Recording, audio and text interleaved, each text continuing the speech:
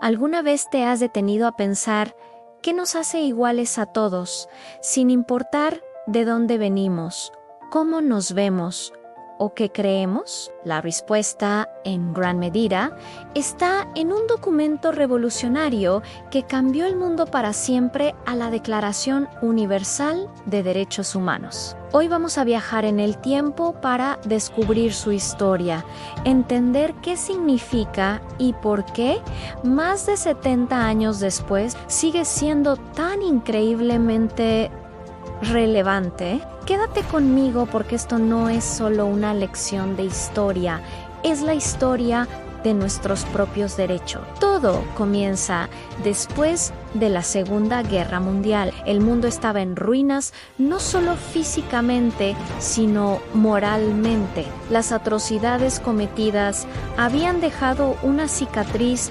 profunda en la conciencia de la humanidad. La gente se preguntaba, ¿cómo podemos evitar que algo así vuelva a suceder?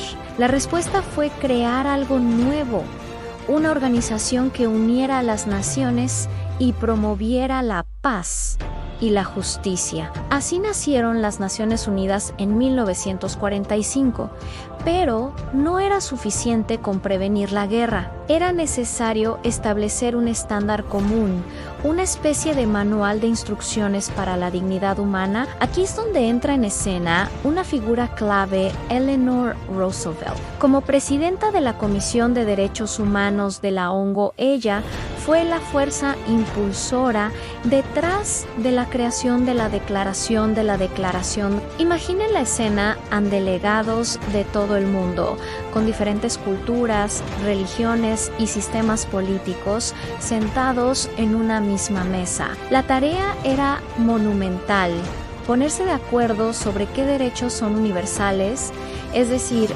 válidos para cada persona en el planeta. Después de 2 años de debates intensos, negociaciones y más de 50 países participando, el 10 de diciembre de 1948, en París, la Asamblea General de las Naciones Unidas adoptó la Declaración Universal de Derechos Humanos. Fue un momento histórico. Por primera vez, la comunidad internacional reconocía formalmente que todos los seres humanos nacen libres e iguales en dignidad y derechos. No era una ley obligatoria en sí misma, sino más bien en ideal común por el que todos los pueblos y naciones deben esforzarse, una especie de brújula moral para la humanidad. Ahora bien, ¿qué dice exactamente esta declaración? Está compuesta por 30 artículos, como 30 promesas a cada uno de nosotros.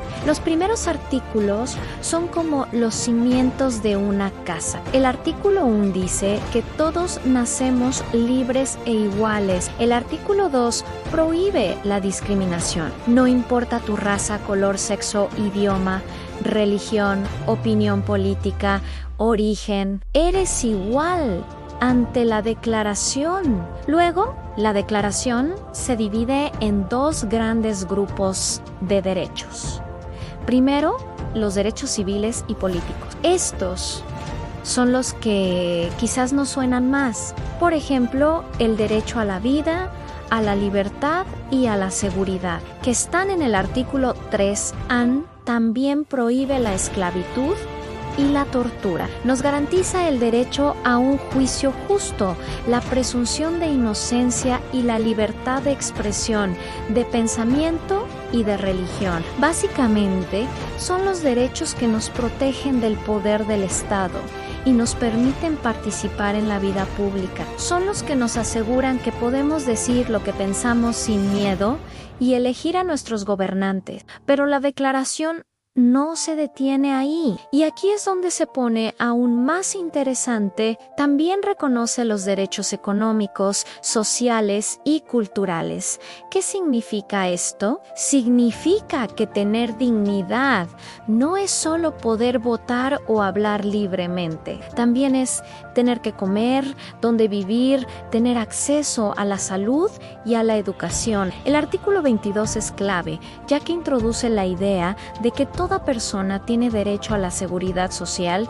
y a obtener la satisfacción de estos derechos, que son indispensables para su dignidad y el libre desarrollo de su personalidad. Piensa en el artículo 23, en el derecho al trabajo, a condiciones justas y a un salario equitativo, o el artículo 25.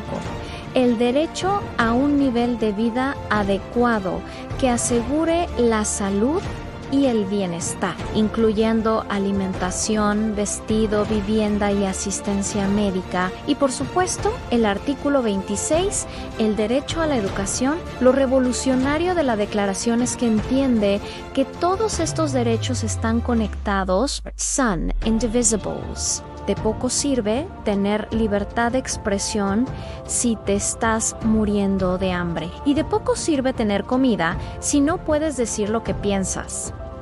Una vida digna necesita de ambos, junto con dos pactos internacionales que se crearon después, uno sobre derechos civiles y políticos y otro sobre derechos económicos, sociales y culturales. La declaración forma lo que se conoce como la Carta Internacional de Derechos Humanos. Estos pactos sí son tratados vinculantes para los países que los firman, convirtiendo el ideal de la declaración en obligaciones legales. Claro, la declaración no ha estado libre de críticas. Algunos argumentaron en su momento, y todavía lo hacen, que es un documento con una visión demasiado occidental, que impone valores liberales a culturas que tienen otras tradiciones. Es un debate importante y complejo. Sin embargo, los redactores de la declaración eran de todas partes del mundo, incluyendo China, Líbano, Chile e India, y se esforzaron por crear un texto que fuera verdaderamente universal. Además, la declaración ha sido traducida a más de 500 idiomas. Es el documento más traducido del mundo, lo que demuestra su alcance global. Ahora, la pregunta del millón, ¿sigue siendo relevante hoy en día? La respuesta es un rotundo sí más que nunca. Pensemos en los desafíos del siglo XXI, la crisis climática, por ejemplo. Un medio ambiente sano es fundamental para disfrutar del derecho a la vida y a la salud. ¿Y qué me dicen de las nuevas tecnologías? El Internet y las redes sociales han creado nuevas formas de ejercer la libertad de expresión, pero también nuevos riesgos como la desinformación y la vigilancia masiva. ¿Cómo protegemos nuestro derecho a la privacidad? Recogido en el artículo 12. En la era digital. La declaración nos da el marco para abordar estas nuevas preguntas. No nos da todas las respuestas, pero nos señala la dirección correcta. Nos recuerda que el progreso tecnológico debe estar al servicio de la humanidad y no al revés. Además, en un mundo donde vemos resurgir la intolerancia, los conflictos y las desigualdades, la declaración es nuestro faro. Es la herramienta que tienen los activistas, los abogados y los ciudadanos comunes para exigir justicia. Cuando una persona es detenida injustamente, cuando a una niña se le niega la educación, cuando una comunidad es desplazada de su tierra, se están violando los principios de la declaración. Y conocerla nos da el poder de levantar la voz y decir: esto no está bien. La Declaración Universal de Derechos Humanos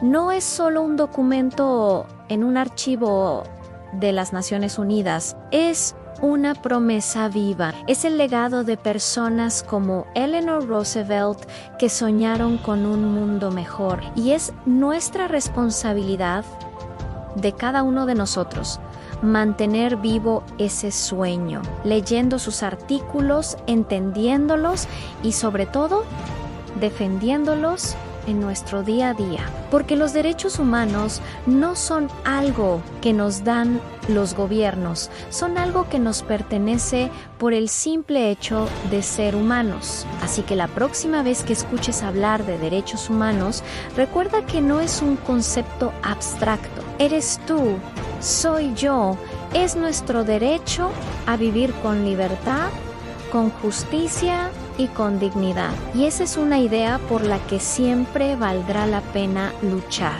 Espero que este viaje por la historia y el significado de la Declaración te haya parecido tan fascinante como a mí. Si quieres aprender más, te recomiendo visitar la página de la Oficina del Alto Comisionado de las Naciones Unidas para los Derechos Humanos. Ahí encontrarás el texto completo y muchísima información valiosa. Muchas gracias por acompañarme hasta el final. Si te ha gustado el video, no olvides darle a me gusta, suscribirte al canal y activar la campanita para no perderte los próximos, y déjame un comentario.